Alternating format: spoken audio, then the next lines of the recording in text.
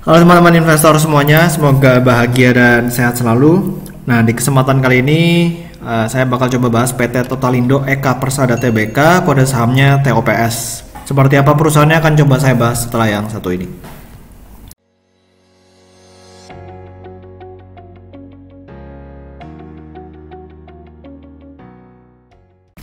Oke, ini saya ambil dari materi public expose-nya ya di tanggal 16 Desember tahun 2020. Buat teman-teman yang pengen lihat kira-kira perseroan ini seperti apa, bisa lihat di websitenya ya, www.totalindo.co.id. Jadi sekilas tentang perseroan, di sini profil perseroan ya. Visinya adalah menjadi perusahaan konstruksi terintegrasi dalam setiap pembangunan yang lebih baik di Indonesia. Jadi nilai perusahaannya ada komitmen, integritas, dan juga dedikasi.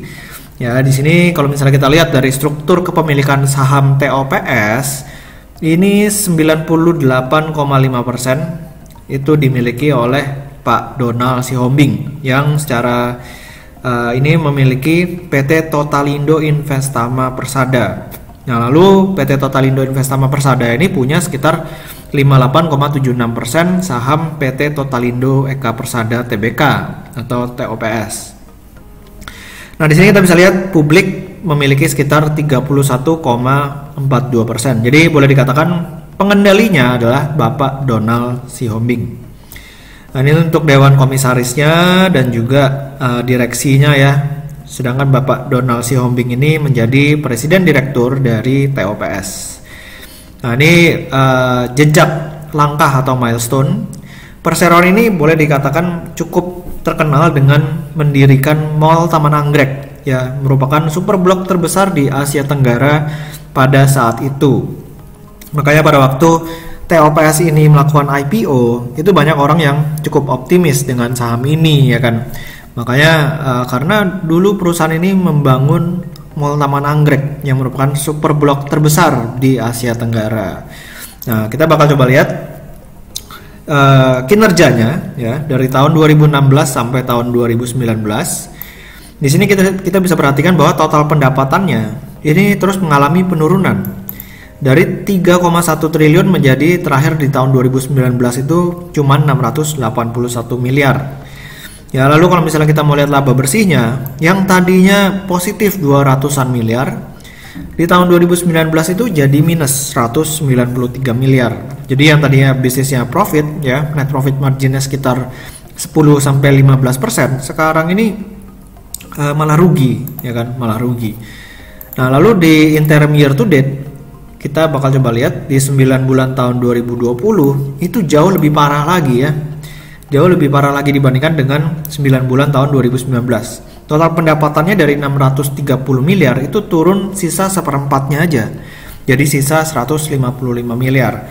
Laba bersihnya juga bertambah dalam ya. Dari 29 miliar, ruginya 29 miliar menjadi rugi 68 miliar di 9 bulan tahun 2020. Nah, lalu kalau misalnya kita mau lihat dari sisi cash flow statementnya, dari annual dulu ya, di tahun 2016 sampai tahun 2018 ini perusahaan nggak mencetak cash flow dari operation, bahkan minusnya mencapai hampir 800 miliar di sini ya kalau di total. Nah, jadi akhirnya perusahaan ini harus menambal dengan penambahan pendanaan. Di sini kita bisa lihat penambahan pendanaannya ada dari IPO ya, di tahun 2017 IPO sebesar 516 miliar masuk ke perseroan ya untuk menutup ini aktivitas operasi yang negatif ini.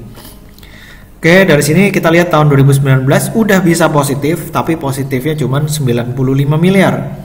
Sehingga boleh dikatakan ya masih defisit, free cash flow-nya masih belum ada ya secara kumulatif. Dan kalau misalnya kita lihat dari interim year to date-nya, di sini kita bisa perhatikan tahun 2020 udah mulai positif lagi di kisaran 17, 18, 16 miliar. Ya, walaupun angkanya sebenarnya masih kecil ya, masih kecil dibandingkan dengan minusnya yang sangat besar di tahun-tahun sebelumnya.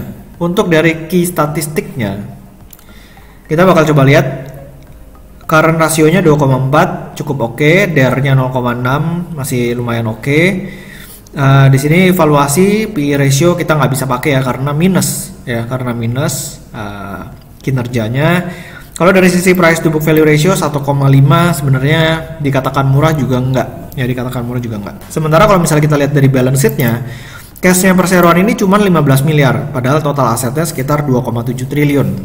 Jadi ini perlu dipertanyakan nih, kok cash-nya bisa kecil banget. Nah, kalau misalnya kita mau lihat dari laporan keuangannya, di sini kita bisa perhatikan pendapatannya 155 miliar ya di tahun 2020 September. Sementara beban pokok pendapatannya sekitar 138 miliar, ya 138 miliar. Ya anggaplah kinerjanya nggak kemana-mana gitu kan. Di sini saya cukup menarik untuk melihat adanya utang usaha sebesar 125 miliar, ya 125 miliar. Sementara COGS-nya ini 138 miliar. Ya di sini kalau misalnya kita pakai payable turnover hariannya, itu artinya para supplier itu nggak dibayar hampir 1 tahun, ya hampir 1 tahun. Jadi lama banget ini perusahaan bayar ininya ya suppliernya atau bayar utang usahanya ini terlalu lama gitu menurut saya. Nah kalau misalnya kita lihat dari sisi valuasi kurang gitu menarik ya kan, karena PBV-nya masih 1,5, ya kita mesti bandingkan ya TOPS ini kita coba bandingkan dengan TOTL ya. Sama-sama depannya total nama perusahaannya, cuman kira-kira lebih oke yang mana. Oke, ini saya hapus dulu, kita masukin TOTL. Nah, kalau misalnya kita perhatikan dari sisi price to book value ratio, TOTL ini masih lebih murah ya di 1,22 kali. TOPS 1,5 kali, dan kalau misalnya kita mau lihat net profit marginnya TOPS minus ya kan, rugi, sedangkan TOTL bisa positif 6%. Ini juga cukup oke dari sisi sini ya.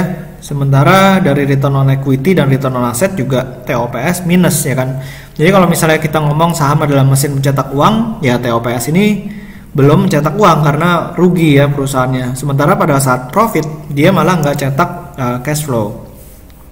Jadi kalau saya pribadi ya cenderung lebih pilih TOTL ya, karena dia lebih murah dan juga lebih profitable dari sini. Oke, semoga video ini bermanfaat. Jangan lupa buat di subscribe YouTube channel saya dan juga follow Instagram saya di Pesan Saham. Sampai ketemu di video berikutnya. Selamat berinvestasi.